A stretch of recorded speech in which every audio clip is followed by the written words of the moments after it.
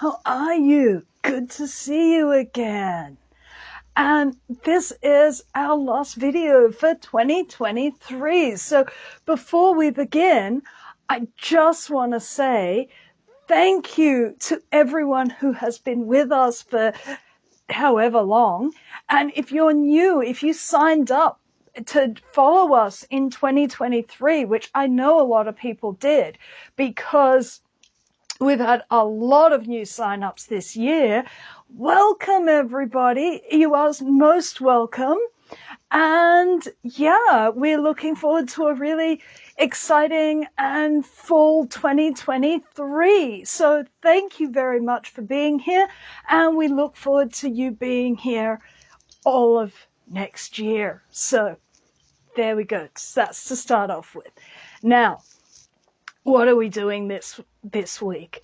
Well, this week, because I've been seeing promos everywhere, I thought this week we would do, and it's got green on the cover, so this is going to play hell with my green screen, White Noise by Don DeLillo.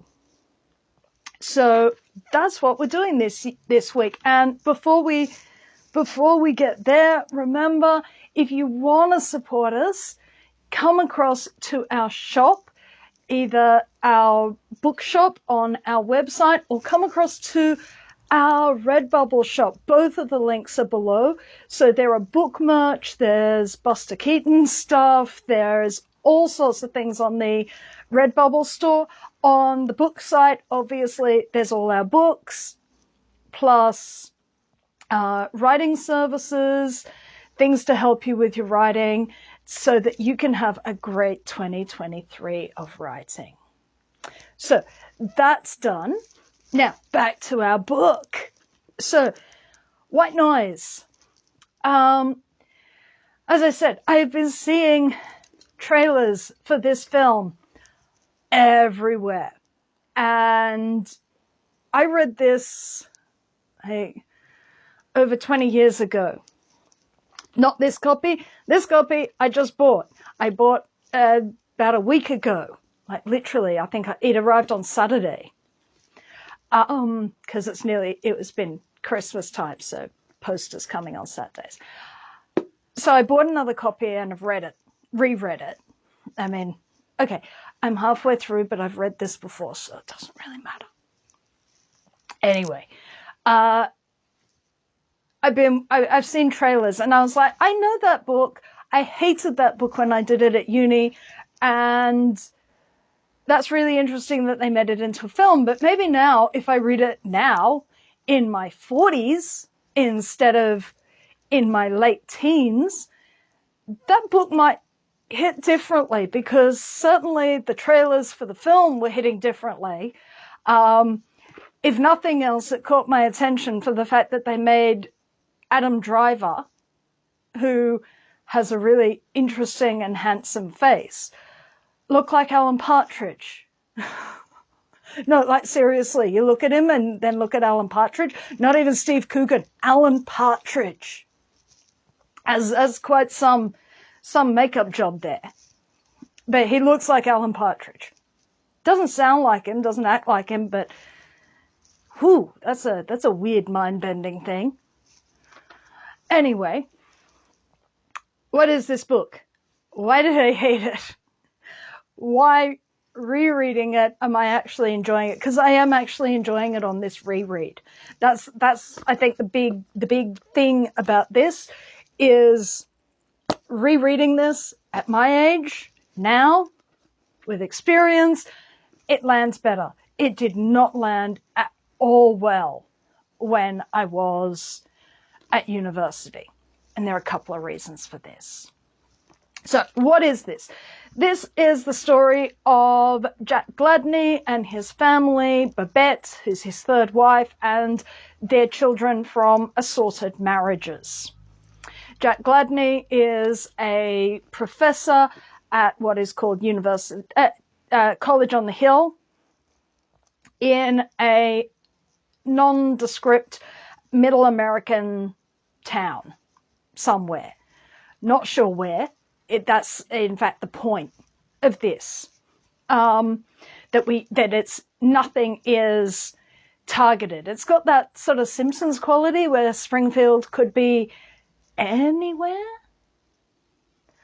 And so this is his life, his preoccupation with death. He's the professor of Hitler studies, a niche study area that he pioneered and invented in 1968, and it's now 1985, and there are conferences, and it's a whole big thing, his little niche thing. And he has a friend at the university called Murray, who's played by Don Cheadle.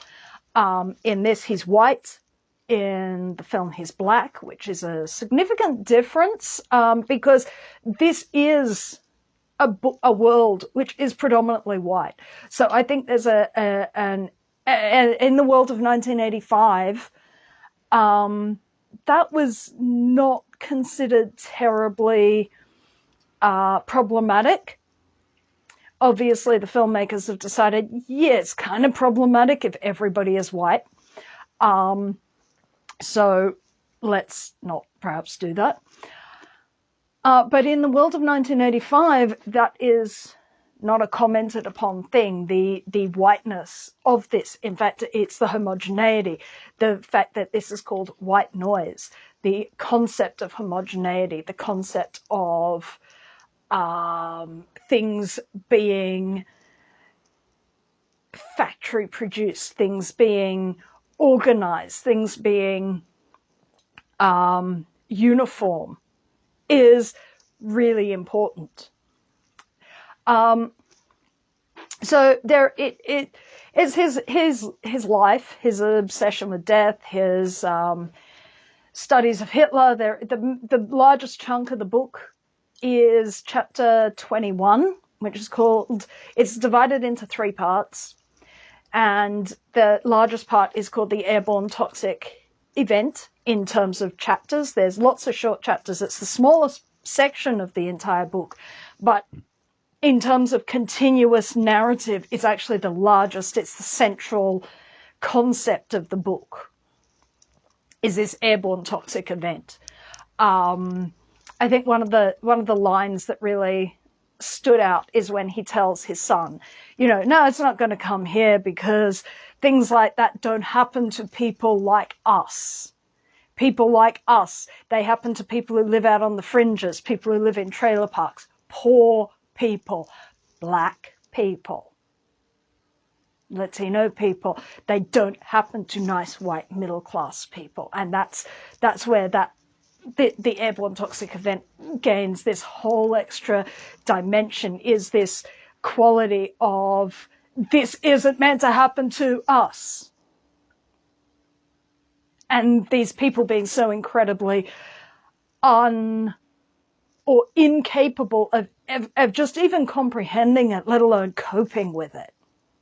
So that element of it is fascinating. And then there's the third part is called Dylar, and it's about his wife has become addicted to a experimental drug that removes fear. So, it's a very odd book. The narrative itself is pretty light, which is why I found it kind of interesting that they would make a film of it, because it doesn't really have a great linear thrust, which is something you really need in a film, is a good linear thrust. Though it can be done, you could say that the linear thrust is the fear of death that he and his wife share, and the extent that they will go to assuage this fear. So you could say that is. I haven't seen the film. I am actually interested in seeing that, so I don't know how they're really dealing with the fact that this is essentially a book with a very, very slim to non-existent plot. Why did I not like this? And why do I now like this? Okay, I'll start at the beginning. I'll start with why I didn't like this. So story time. I was a first-in family at university.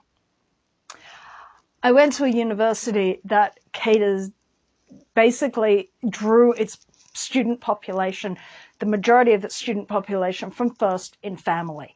However, the teaching staff were not first in family to university. They came from academic backgrounds. They came from that more middle class background. Now, that clash is really important to understanding why I found university intensely disappointing and why I think a lot of first in family find university intensely disappointing. Is university from the outside has a particular look and an assumption. You make assumption, and one of those assumptions is around cultural capital and what you would be learning. So having had no idea of university, and this was not an isolated personal experience. This was actually something that we would discuss, is that why are we doing these crappy books? Why are we doing this book? Why are we not doing classic books, canonical books? Why are we not doing Shakespeare? Isn't that what the smart kids do? Isn't that what university is for? Aren't we supposed to be doing texts that resemble something like advanced English texts in high school, which is Shakespeare and Bronte's and a lot of much heavier texts than what we had done. I mean, I didn't even do advanced English, so I had been waiting to get the books for so long. And then I get to university and I got this. I'm like, what's this? What's this? Why are you making me read some stupid book from the 80s about surfaces and smug intellectuals and packaging and what the hell? Not a unique reaction, I will tell you. Needless to say, did not write any essays on this particular book. I'm not even, I did not understand it. And as a university that catered to first in family, I think that was a certain miscommunication between the teaching staff and the student body. It wasn't that I was incapable of grasping this book. That wasn't the point. It was that I could not understand, what is this thing? How does this fit in? Okay, so you go with one set of expectations and you get another. It's like those people, young people now who are all like dark academia, and yes, this is what academia is supposed to be like. And it's like, oh, please, you're not in Brideshead Revisited, darling. You're not in Brideshead Revisited. But what it meant was, it was the equivalent of being, I won't even say being thrown into the deep end, because it wasn't really even like that. It was like you have read about the concept of water your whole life, and then you get thrown into water. The water had only been this thing you'd read about, this thing that you were vaguely aware of. And instead of being introduced in the baby end of the pool, you were just chucked in the deep end. That's kind of what it was like. So, of course, you flailed around and went, this is horrible, but, you know, you didn't drown. Okay, some people drowned, some people never finished their degree. You know, I guess there's always this element of, well, there's going to be a few casualties, intellectually speaking. Turns out that's what uni is. They're going to chuck you in and they don't really care if you drown. So there was that. But it was a case of you felt like I don't have enough preliminary steps to get me to this point. So that's why I hated it. It wasn't a matter of that I couldn't engage with it in a certain, on one level, but at the same time, I felt I just don't have enough, I'm not enough steps in to be able to understand this. I feel like I'm missing a bunch of rungs on this ladder, and you've made me jump over them.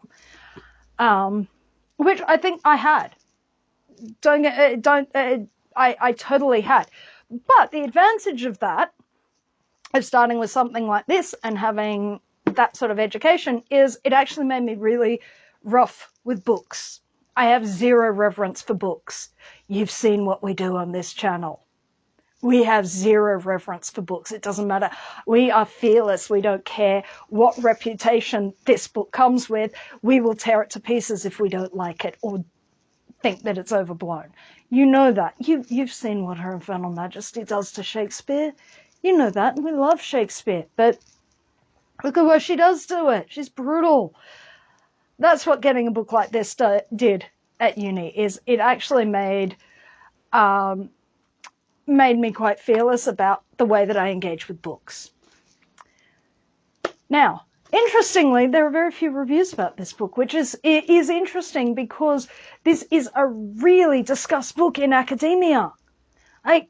Finding essays on this was like shooting fish in a barrel. It is really well written about. It's been talked over and raked over so much, but on YouTube, very few essays. So, interestingly, it's not a book that's being read a lot by people outside, which I think, given the way that I encountered it, it's probably a case that other people encountered it that way and it got put off by that.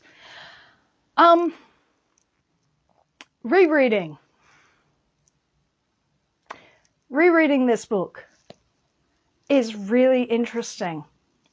All of a sudden, this applies to a medium that at this point in 1985 did not exist. This applies so much more to the internet age than it ever did to television. So in this, television is and media are major influences in the character's life. Television, lines from the television, lines from the radio interrupt conversations. People protest that they have gone through something. There is an air mishap, a mid-air, not disaster, incident, a mid-air incident in which a flight drops 4 miles, or I don't know how big that is. It says 4 miles. I'm not converting. A long way. I think it dropped a long way. More than 4 kilometers. I think it's about 5 kilometers or something in air. And until they regained control, people were panicking and that. And then there is a complaint by one of the characters who was on the plane. Where's the media? We went through that for nothing. And it's a similar complaint made during the airborne toxic event. Where's the media? We've gone through this for nothing. Where is the media? Are we so uninteresting? This concept that if it's not filmed, it doesn't validate it doesn't validate the existence of it. If nobody knows about it, do you really exist? There's a real existential quality to, if this is not on the screen, did it happen? Does it have value? Does it have worth? I fully appreciate the irony of talking about this on a medium, through a screen, on the internet. Now, how I think this relates very much to our modern age. I will discuss why the irony of me doing this, I feel, is slightly different to how I'm going to discuss this. Now, even when I encountered this book, back in the late 1990s. The internet was still in its infancy. The internet, as we know it, really only came massively online in about 1995, so 10 years after this. Facebook was about 2005. I was fairly early adopter on Facebook. YouTube, as we know it now, was even later, especially the ability to put long-form videos up. YouTube really started out with very short things, and there wasn't a lot on it. It was a really weird, sort of, kind of weird place. So when I encountered this book, the idea of the internet, the idea of internet influences, the idea that I would actually watch more things made by amateur people on the internet than I watch network television was completely unthinkable. Now, what I do on the internet, this is no different to any performer. This is absolutely no different to any performer. Film and the ability to capture a performance is something that we have engaged with for over 100 years. It's something we are very familiar with, but the concept of film and performance is interesting and unique. So if you go back pre-film, we hear stories of how wonderful the Shakespearean actor Henry Irving was. But there is not a single thing that can bring that performance to life. But I can put Charlie Chaplin, I can put Buster Keaton, I can put Marilyn Monroe, I can put Clark Gable into a search engine, and I can watch them on the screen. I can watch them still. These are people whose lives I am separated from by 40, 50 years from their deaths. Buster Keaton, Marilyn Monroe, Clark Gable all died in the 60s. Charlie Chaplin died in the 70s. So 50, nearly 60 years between me and these people's deaths, let alone their heyday. And yet, because we have film, I could still see those performances. They are not just, oh, there was this silent film star who did this and was this great stuntman. No, I can watch that. Amazingly, because so much silent film has been lost. But I can watch that. I can see that. So that is an engagement with the screen that we are quite used to, the concept of a performer on screen. We do not expect that Buster Keaton, the performer, is the same as Joseph Frank Keaton, the man. We do not expect Charlie Chaplin, the little tramp, to be Charlie Chaplin, the man. Probably a good thing that if you enjoy that, you don't do that, because the more you find out about the real man. We don't expect Marilyn Monroe, the sex bomb, to be the same as Norma Jean. These are all personas. Janis is not the same as the performer who performs Janis. You see? So this is why this is not the same as the need to have your life mediated on screen that is in this book, or that we see in our now more advanced internet age. This discussion has more in line with influencers. Now, whether that's Instagram influencers, whether that is people on YouTube, people who do not adopt a performance to perform. They do not adopt a persona to perform, but who write video essays, who narrativize their life, who construct a version of themselves, is when people create and use their persona, and they burn out. And that's really interesting too, because how much visibility is too much visibility is an interesting thought. How much can you render your own self and your own life into a surface? And this is full of surfaces. One of the abiding memories of this book is how much popular culture is in it. But it's deceptive, because reading this again, it surfaces, it's talking about the detritus of ordinary life. But there aren't references to actual lived pop culture things. And yet, when you read, my memory of the book, and that was one of the most shocking things that came through when I rereading this, is that actually it's not filled with brand names, but it is filled with shiny objects. It is filled with the images of shallow consumerist life. It is filled with television. It is filmed with brightly colored packaging. It's filmed with surfaces, which is really, really fascinating.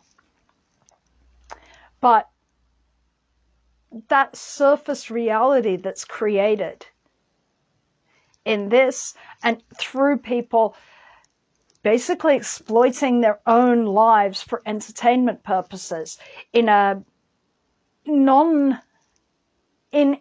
way that is both like reality television, but also creates a parasocial relationship, is causing this burnout, is really kind of fascinating. Do you need to put your life onto a screen for it to be validated? And how much can you be validated by that surface reality? And how much of that scrutiny how long can you take that scrutiny before you start to actually disintegrate and you start creating content for the audience that comes to see this mediated reality? It's really freaky sort of thought. It's little wonder people actually burn out. If you are not performing, for that flickering film, for that, now it's digital pixels, if you are not creating a persona to perform, if you are putting yourself up there, how long before the self becomes twisted to suit the needs of the audience who have developed a parasocial relationship? It's just, this book is actually really a lot more prescient than anyone could have realized, I think. It's now 37 years old, and with a great deal more age and experience. It is interesting. It is funny. I would recommend it, which my 19-year-old self would be absolutely aghast that I would recommend this book. But I think that our age, it asks questions and makes you think about the age that we are living in a way that didn't really for an Australian living in the 90s. The consumerist quality. I bought this book on Amazon. I typed this in, I said that, and they sent it within a few days. That wasn't possible. When I had to get this, it was in the bookshop at the university because it was on the course list. If I hadn't had that, I would have had to go to the bookshop. I would have had to get them to order it. It would have been a complete nightmare. It would have taken weeks.